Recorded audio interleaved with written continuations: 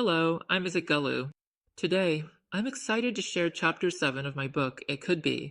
In this chapter, we'll explore how the problems we face in life often have much deeper roots than we may initially realize. I'll offer ideas that can change the way we view ourselves and the world around us, helping us build healthier and more balanced lives. Sometimes, when we think a problem hasn't been solved, it may simply be because we haven't found the right approach yet. That's why today I'll be offering a new perspective on clinical approaches, personal transformation, and the real processes of change. If you don't want to miss out on the series, be sure to subscribe because each episode contains important insights to help you move forward. Now, if you're ready, let's dive in and explore the possible changes you can bring into your life. When it comes to the issue of someone with a psychological problem committing suicide, is the cause of the suicide psychology or the medications used? Or is it the deep sense of helplessness and hopelessness created by the approach of treating a non-disease related issue with medications that are only effective for actual illnesses?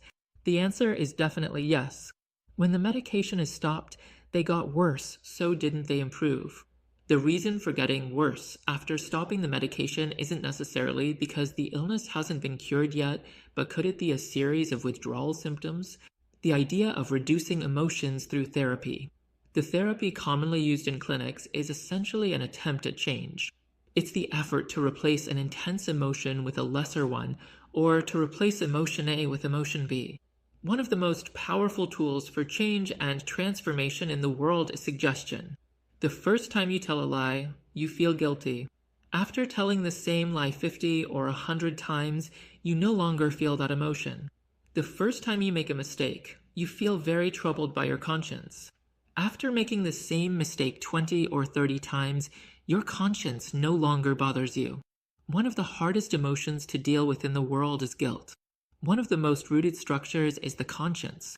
Notice, suggestion, even transforms these. So why isn't such an effective method used in clinics and offices today? Suggestion is a simple procedure. You teach it to people once, and then they can do it themselves at home. There's no need for weekly visits to an office or clinic. However, this isn't a very profitable business. Psychiatry tends to favor treatments that involve medication, while psychology prefers healing methods that require visits to offices. Everyone's problem is unique to the individual. The approach that says, without listening to the story, without going to childhood, without looking for trauma, and without finding it, it can't be done, is entirely wrong. It happens. It happened. Thousands of lives have changed through my videos and my book. Many problems that couldn't be solved in clinics were solved at home. Which of my videos or my work, you are not sick, addressed someone's problem directly, listened to someone's story, went into someone's childhood, looked for trauma and found it, or resolved someone's trauma? Wasn't it supposed to be impossible? The claim that every problem is unique to the individual, so it must be dealt with on a one-to-one basis, is essential for making money off of people individually. This industry, until recently, was reluctant to embrace online sessions, but now everyone is doing them. I will stop here to avoid making the book too long and veering off the main topic. Can an entire industry be wrong, false, from top to bottom? Think of an industry where the problem begins with a lie right in the name of the problem. At the very beginning, even in the name of the problem, a lie is told. Could everything from top to bottom in an industry be problematic? Logically, it seems impossible. But it happens. At first, I didn't believe it either. I believed in the industry, but I didn't trust my own eyes. Well, it has science, medicine, reputation, prestigious sources, documents, experts, titles. I struggled a lot too, of course, until I worked for 25 years in the heart of the industry. What you see from 5,000 meters above the ground is never the same as what you see from 30,000 meters above. I'm sharing my sincere opinion at this point, but this will never bind you. I do not recommend this to anyone. I'm 50 years old, and at this stage in my life, I don't want to be dealing with legal battles anymore. I'm just sharing my honest thoughts. I would rather endure the most intense mental pain at home than seek help from this industry 1,000 times. Going back and forth between the bedroom and kitchen at home is 100 times better than turning into a zombie and becoming robotic in a corner. Living with my own pain, all alone in my home, is 500 times better than feeding it to someone who turns my child's alimony and the process into a never-ending saga under the name of sessions and can barely define psychology. As I learn more about what's being done under the name of therapy, I start to feel embarrassed for them. Why can't the industry solve problems? Why are we surrounded by people who have been on medication for 10 to 15 years, who have been going to therapy for years, and those who have quit therapy halfway? If the industry could solve problems, would it be like this? I've always said something. If every specialist could treat only 2 people a year, today the number of people seeking psychological help in any society would not be increasing day by day, but rather would be decreasing. From time to time, we all hear things like, well, this person has benefited. The first thing is this: even a broken clock shows the correct time twice a day. If you give 1,000 people goat's claw tea, 10 of them will say, it worked for me, it helped me. This is the placebo effect based on belief. There are studies showing that sugar pills have an effect almost equal to that of antidepressants. The placebo or belief effect is an important factor. Secondly, most people's perception of benefit is problematic. People tend to see relaxation and feeling good as success. However, relaxation and feeling good are neither a sign of treatment nor therapy success. I will discuss this further in the following sections. I worked in a state hospital clinic for 25 years, and I've listened to thousands of people. Before developing my own psychological model, I also applied the therapies from existing schools. Therefore, I'm not speaking hypothetically. I say this because I know it. I say the industry can't solve problems because not only does it fail to take a stance against the fundamental belief in illness, but it also feeds that belief further through its language and approaches. When the main vein that nourishes a problem grows stronger, how can that problem be treated? Since the solution is seen as removing emotions and thoughts, problem-focused, it battles with them under the name of treatment and therapy. Emotions and thoughts are like our shadow. You don't fight with your shadow. The winner in a battle with emotions and thoughts is never us. This leads to blows that don't kill us. Every blow that doesn't kill us makes us stronger. For example, most of the time, faulty emotional perception is at the core of the problem. The industry's approach to emotions, like everything else, is problematic. Naturally, without correcting this faulty perception, no meaningful progress can occur. Again, in obsession, especially in repetitive behavioral versions, compulsions, the issue comes down to action. At that point, the person fears their discomfort, and this fear creates avoidance. Avoidance, in turn, nourishes the process. The critical point where we face the emotion of discomfort is here. Since the industry codes emotions as less emotion is fine, more is an anxiety disorder, it cannot tell you, don't worry about the discomfort. Even if it says so, it wouldn't be convincing. Thus, it can't break the subconscious resistance, which is the result of the coding that excess discomfort is a disease, and it can't get the person to take action. In short, to solve a problem, there must be correct perceptions and codings in many areas, from the perception of illness to the perception of discomfort, from problem focus to perception focus.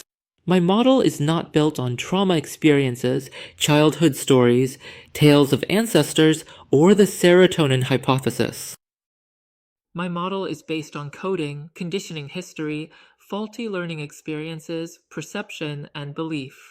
There was trauma in the past, serotonin in the past, and faulty parental attitudes and behaviors in the past, but problems weren't as widespread as they are now. This means that the industry's problem analysis is extremely unscientific and irrational. Can there be correct treatment based on a wrong diagnosis? Now, let's address my basic concepts claim of producing psychology. An example of the role of belief in producing psychology. If you create a belief that a certain behavior is sinful, it will produce guilt, restriction, and distress in the person. This is the effect of belief in producing psychology. An example of coding's effect in producing psychology.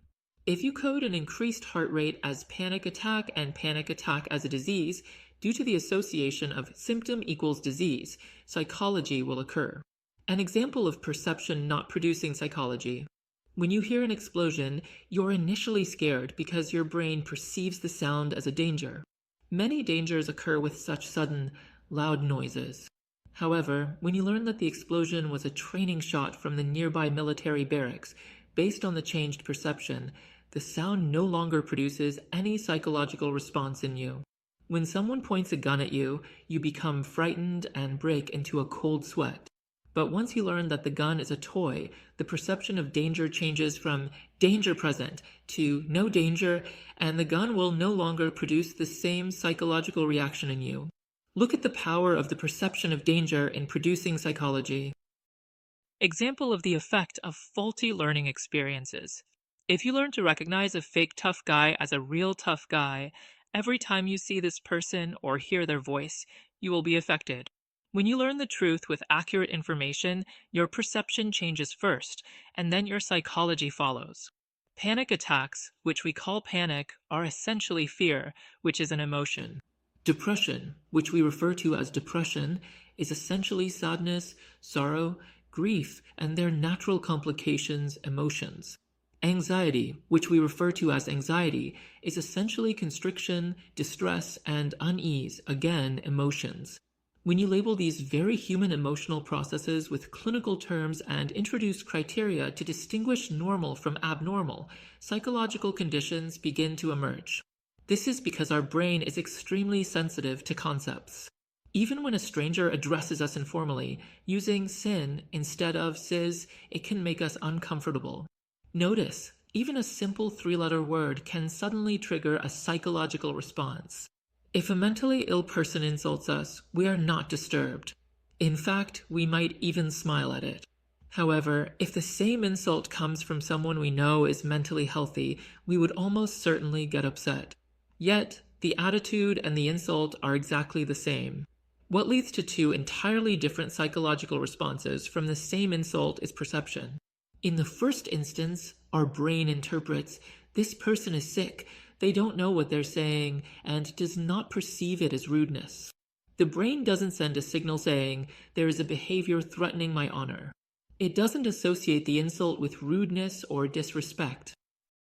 And here we are at the end of another video.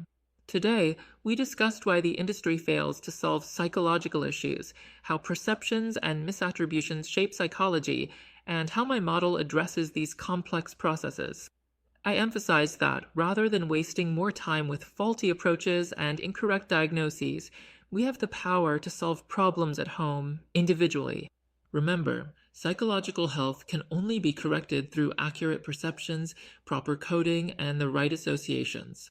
If you'd like to explore this topic further, I'll see you again in part 8.